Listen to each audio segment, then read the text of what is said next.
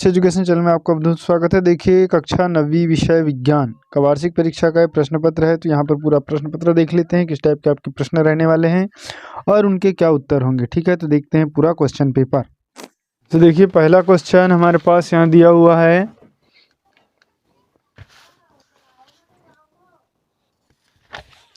पदार्थ की कितनी अवस्थाएं होती है। तो देखिए, पदार्थ की 3 अवस्थाएं होती है, ठोस, द्रव, गैस। सोडा जल विलयन में विलय होता है, तो सोडा जल विलयन में जो है कार्बन डाइऑक्साइड होता है। फिर सोडियम नाइट्रेट का सूत्र होता है, तो जो सोडियम नाइट्रेट है इसका सूत्र होता है NaNO3। इसके बाद अगला, इलेक्ट्रॉन की खोज किसने की थी। तो जो इलेक्ट्रॉन की खोज है ये J.J. थॉमसन ने की थी। गुणसूत्र निर्मित होते हैं, तो जो गुणसूत्र है DNA प्रोटीन के बने होते हैं। ठीक है। वर्गीकरण की आधारभूत इकाई होती है, तो वर्गीकरण की आधारभूत इकाई जाति होती है।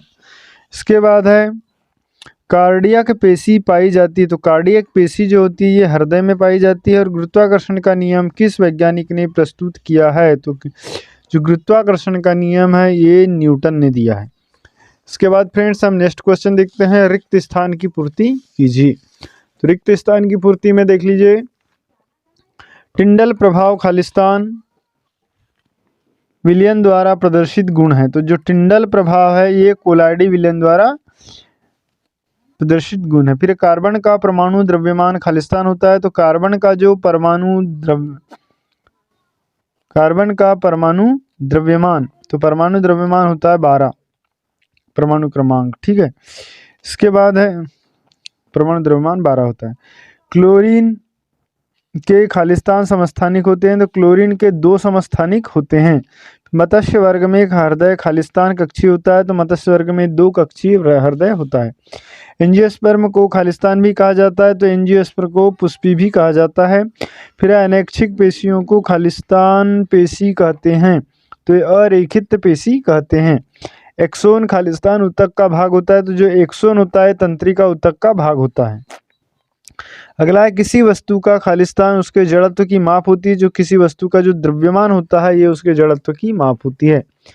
ठीक है, तो वीडियो अच्छा लग रहा हो तो लाइक कर दे, चैनल को सब्सक्राइब करें और बेल आइकन घंटी को जरूर पेश कर दे। देखते हैं अगला क्वेश्चन, सही जोड़ी बनाइए। तो सही जोड़ी में देखिए क्या लिखा हुआ है कि कैल्शियम हाइड्रोक्साइड, तो कैल्शियम हाइड्रोक्साइड का जो सूत्र होता है ये होता है CaOH2। ठीक। फिर है यूरेनियम, तो यूरेनियम परमाणु भट्टी में इसका उपयोग किया जाता है। फिर है लाइसोसोम, तो लाइसोसोम जो होता है ये आत्मघाती थैली होती है। ठीक, तो यहाँ पर आ जाएगा आत्मघाती थैली, ऑप्शन नंबर क। फिर है RER, इसमें प्रोटीन का निर्माण होता है। एस्केरिस, तो एस्केरिस जो होता है इसे गोल कृमि होते हैं एस्केरिस। ठीक।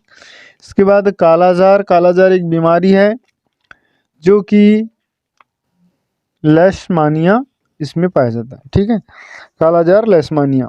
फिर है नीम की पत्तियां, तो नीम की पत्तियां जो होती है जैव कीटनाशक होती है। और भार का एसआई मात्रक, तो भार का एसआई मात्रक होता है न्यूटन।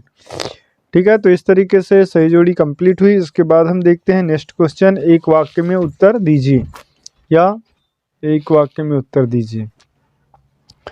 देखिए, पहला क्वेश्चन है, परमाणु त्रिज्या को किस इकाई में मापा जाता है। तो परमाणु त्रिज्या को जो है नैनोमीटर या फिर एंगस्ट्रम में मापा जाता है। ठीक है, नैनोमीटर या एंगस्ट्रम में मापा जाता है। इसके बाद है, त्वरण का एसआई मात्रक क्या होता है। तो त्वरण का जो एसआई मात्रक होता है मीटर प्रति सेकंड होता है। फिर है, किसी वस्तु की गतिज ऊर्जा के लिए व्यंजक लिखे। तो गतिज ऊर्जा का व्यंजक होता है 1/2 mv²। विज्ञान के अनुसार कार्य कब माना जाता है। तो विज्ञान के अनुसार जब किसी वस्तु पर बल लगाने से बल की दिशा में विस्थापन होता है तब उसको कार्य माना जाता है। फिर है, जब बल और विस्थापन एक दूसरे के लंबवत होते हैं तो कार्य कितना होता है। जब दोनों लंबवत होते हैं तो कार्य 0 होता है। ठीक है। फिर अश्रव्य ध्वनि तरंगे किसे कहते हैं। तो अश्रव्य ध्वनि तरंगे जो होती है फ्रेंड, ये होती है 20 हर्ट्ज से कम। जो 20 हर्ट्ज से कम की ध्वनि होती है ये अश्रव्य ध्वनि तरंगे होती है। और प्राश्रव्य ध्वनि तरंगे होती है 20,000 किलो हर्ट्ज से 20,000 किलो हर्ट्ज से अधिक की जो ध्वनि तरंगे होती है इनको हम कहते हैं पराश्रव्य ध्वनि तरंगे। इसके बाद है बॉस इंडिकस किस जंतु का वैज्ञानिक नाम है? तो बॉस इंडिकस जो है ये गाय का वैज्ञानिक नाम है। तो इस तरीके से ये ऑब्जेक्टिव आपके कंप्लीट होते हैं। अब देख लीजिए कि वार्षिक परीक्षा में किस तरीके के सवाल रहने वाले हैं। ये सभी सवाल को आप देख सकते हैं, ठीक। और इन सभी को आप अच्छे से तैयार कर लें ताकि वार्षिक परीक्षा में आप ज़्यादा से ज़्यादा अंक अर्जित कर सकें। और पिछले प्रश्नों के यदि आपने आंसर नहीं देखे हैं तो उसका लिंक आपको डिस्क्रिप्शन मिल जाएगा, वहाँ से आप अपने आंसर मिला सकते हैं। Thanks for watching.